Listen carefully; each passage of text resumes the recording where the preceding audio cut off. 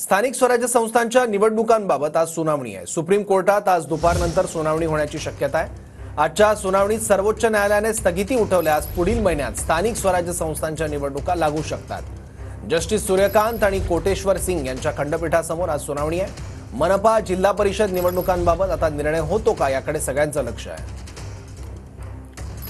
गेल्या 4 वर्षांपासून स्थानिक स्वराज्य संस्थांच्या निवडणुका प्रलंबित। कोरोना काळानंतर ओबीसी आरक्षण या कारणांमुळे निवडणुका प्रलंबित। निवडणुकांबाबतच्या अनेक याचिका सुप्रीम कोर्टात दाखल। इशाद या सामाजिक संस्थेकडून आणि मराठा ओबीसी समाजातील व्यक्तींकडून याचिका दाखल। ओबीसी आरक्षण लागू करावं की नाही याबाबत दाखल याचिकांनंतर निवडणुकांवर न्यायालयाने स्थगिती दिली। आज सुनावणीच्या वेळी राज्य सरकारचे वकील नेमका काय युक्तिवाद करणार याकडे लक्ष। आजच्या सुनावणीत सर्वोच्च न्यायालयाने स्थगिती उठवल्यास पुढील महिन्यात निवडणुका लागू शकतात।